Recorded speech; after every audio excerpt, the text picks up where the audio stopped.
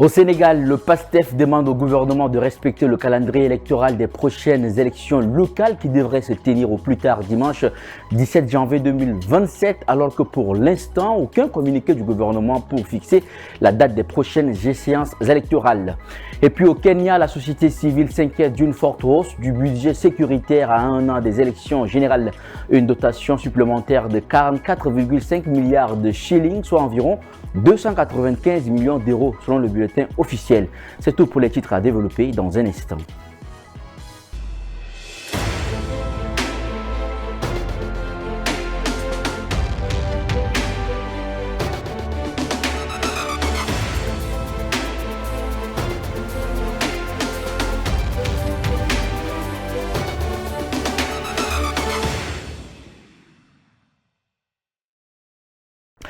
Mesdames et messieurs, bonsoir. Alors que ni le décret fixant la date du scrutin, ni celui fixant le montant de la caution électorale n'ont encore été publiés par l'exécutif, le parti majoritaire à l'Assemblée vient de publier un communiqué dans lequel il assure que les prochaines élections locales devraient se tenir au plus tard le dimanche 17 janvier 2027. Il y rappelle aussi que le respect du calendrier électoral est une obligation légale qui s'impose à tous.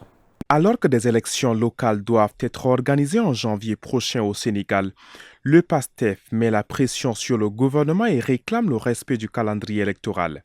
S'appuyant sur le fait que les maires et les conseillers départementaux actuels ont été élus le 23 janvier 2022 pour un mandat de 5 ans, le parti majoritaire à l'Assemblée nationale vient en effet de publier un communiqué dans lequel il assure plusieurs articles du code électoral à l'appui que les prochaines élections locales devraient donc se tenir au plus tard le dimanche 17 janvier 2027. Or, pour l'heure, aucun décret fixant la date du scrutin n'a été publié par le chef de l'État. Comme il en est de même concernant la caution électorale dont le montant doit en théorie être fixé au plus tard 150 jours avant la date du vote, rappelle le PASTEF. Un délai aujourd'hui dépassé, celui-ci s'inquiète et interpelle le ministre de l'Intérieur et la commission électorale. Le respect du calendrier électoral est une obligation légale qui s'impose à tous, le rappelle-t-il dans son communiqué. Au Kenya, les agences de sécurité vont recevoir une dotation supplémentaire de 44,5 milliards de shillings, soit environ 295 millions d'euros selon le bulletin officiel. Ces financements votés par le Parlement sont destinés à des projets de modernisation des infrastructures policières, à de nouvelles unités administratives, mais aussi aux préparatifs des élections générales prévues en août 2027, ce qui inquiète la société civile. C'est le ministère de la Défense qui récupère la plus importante dotation, 128 millions d'euros supplémentaires. La police obtient plus de 65 millions d'euros et les services de renseignement près de 36 millions. Cette nouvelle enveloppe augmente le budget de la sécurité de plus de 50% par rapport à l'année dernière, à la même période. C'est aussi la première fois depuis la mise en place de la Constitution de 2010 qu'une telle hausse est observée pour ce secteur.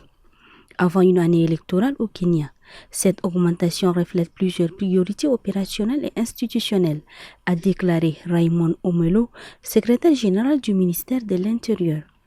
Mais la société civile kenyane s'inquiète d'une telle débauche de moyens pour l'appareil sécuritaire, alors que la tension politique est déjà vive, un an avant les élections générales.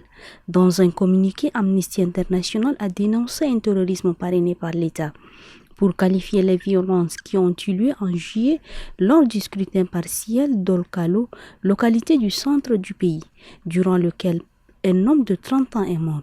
La Commission nationale kenyane des droits de l'homme a, quant à elle, recensé des dizaines de violences politiques entre les mois de juin et d'août.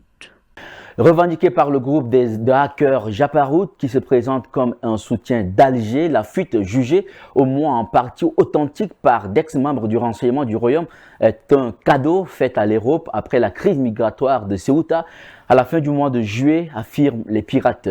Ces derniers accusent des responsables sécuritaires marocains d'avoir facilité le passage vers l'enclave de milliers de migrants, ce qui n'a pas été prouvé jusqu'à présent. Déclarant avoir agi pour dénoncer l'implication de hauts responsables sécuritaires dans la crise migratoire à la fin du mois de juillet, ce qui n'a pas été prouvé à ce stade. Le groupe de hackers baptisé Jabarot a affirmé lundi 24 août avoir rendu publiques les données personnelles des 70 000 agents des services de sécurité et du renseignement du Maroc. S'il est pour l'instant difficile d'être certain de la véracité de l'ensemble des informations contenues dans la liste, celle-ci comporte toutefois des informations crédibles, alors que d'ex-membres du renseignement marocain, interrogés par la presse internationale, la jugent, eux, au moins en partie authentiques. Reste que de leur côté, les médias marocains ont pris le parti de traiter l'information à la marge. Certains, comme Média 24, minimisent même l'ampleur de la fuite. Son site assure ainsi qu'il s'agirait plutôt d'un assemblage de données déjà comprises et que les hackers se seraient contentés de regrouper sur un même fichier les noms d'agents marocains dont les données avaient déjà été piratées par le passé. Une visite aussi discrète qu'inhabituelle, le directeur de la CIA américaine John Ratcliffe s'est rendu ce mardi 25 août à Moscou. Selon la Russie, le patron du renseignement américain a eu des contacts entre services secrets, mais pas de rencontre avec le président Vladimir Poutine. C'est la première visite du genre connue de John Ratcliffe depuis sa prise de fonction l'an dernier. Donald Trump a qualifié cette visite de semi-routine en ajoutant qu'il voulait que la guerre en Ukraine prenne fin. Le directeur de la CIA, John Ratcliffe, s'est rendu le 25 août à Moscou en Russie pour échanger entre services secrets sans rencontrer le président Vladimir Poutine, a affirmé ce mercredi 26 août le porte-parole du Kremlin Dmitry Peskov. Il y a eu des contacts entre les services secrets, mais aucune rencontre avec le président russe n'a eu lieu, déclare Peskov aux journalistes dans l'AFP, qualifiant ces contacts de positifs tout en refusant d'évoquer les dossiers sur lesquels les discussions ont porté. Le porte-parole du Kremlin a jugé qu'il est encore trop tôt pour dire dans quelle mesure cela aura une incidence sur le processus visant à sortir les relations de la crise.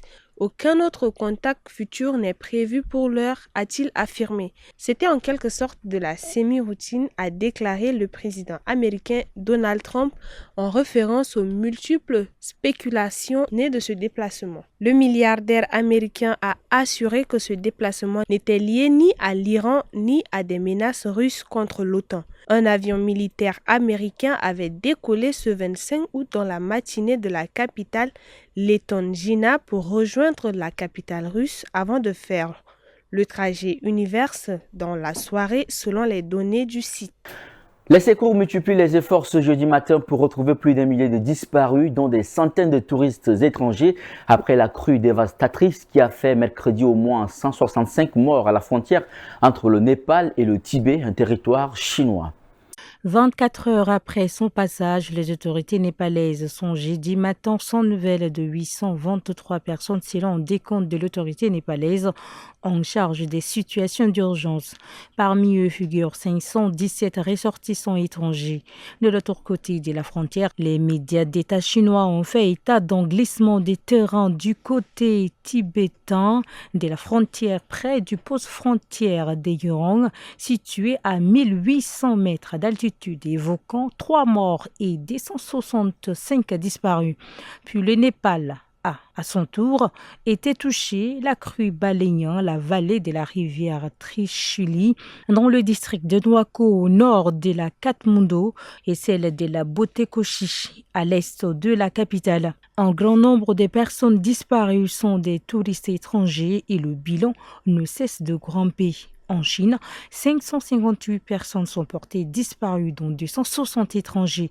Les autorités népalaises ont affirmé ce jeudi être sans nouvelles de 517 touristes étrangers, selon un nouveau décompte du Bureau népalais du tourisme.